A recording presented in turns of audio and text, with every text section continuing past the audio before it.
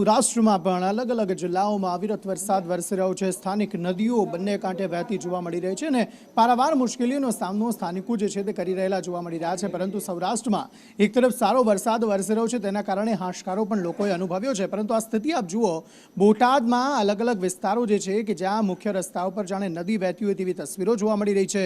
જે સ્થાનિક નદીઓ છે તે તો બે કાંઠે વહી જ રહી છે અને તેના કારણે જે લો લેવલ કોઝવે હોય છે, જે નીચાણવાળા પુલો હોય છે, તેના ઉપરથી પણ પાણી ભરાયેલા જોવા મળી રહ્યા છે। 2 ઇંચ વરસાદ જે છે તે અહીં બોટાદમાં ખાબકેલો જોવા મળી રહ્યો છે અને મુખ્ય રસ્તાઓ જે છે તે જાણે પાણી થઈ ગયેલા જોવા મળી રહ્યા છે। વાહનો ડૂબી જાય, વાહનોના અડધા ટાયર ડૂબી જાય, કેટલીક જગ્યાએ આખા ટાયર ડૂબી જાય તેટલા પાણી જે છે તે ભરાયેલા જોવા મળી રહ્યા છે।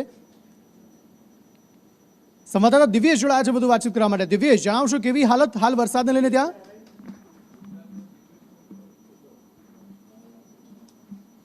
જી દિવ્યેશ, છેલ્લા 4 દિવસથી વરસાદ છે તે ખૂબ જ સારો વરસી રહ્યો છે।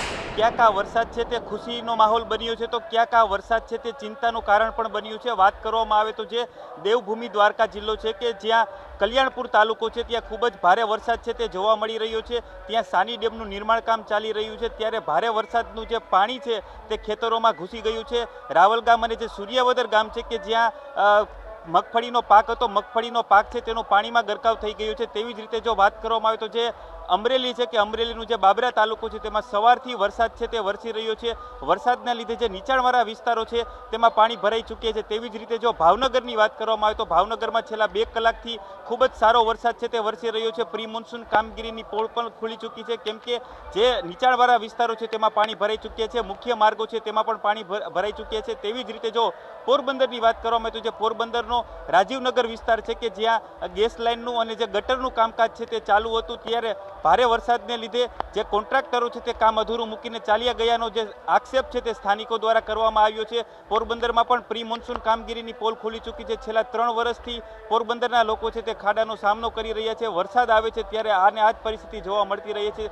તેવી જ રીતે જો રાજકોટની વાત કરવામાં આવે તો જે જેતપુર પંથક છે, જસદણ પંથક છે, તેમાં પણ સવારથી અવિરત વરસાદ છે તે વરસી રહ્યો છે। વરસાદ વરસતા જે ખેડૂતો છે તેમાં ખૂબ જ ખુશીનો માહોલ જોવા મળી રહ્યો છે। વાવણી લાયક વરસાદથી ખેડૂતો છે તે ખુશખુશાલ જોવા મળી રહ્યા છે। તેવી જ રીતે જૂનાગઢ જિલ્લાની વાત કરવામાં આવે તો જૂનાગઢમાં પણ સવારથી વરસાદ છે તે વરસી રહ્યો છે। વરસાદને માણવા માટે લોકો છે તે જટાશંકર મહાદેવના મંદિરે પણ સહેલાણીઓ છે તે મોટા પ્રમાણમાં ગયા હતા। જી આભાર।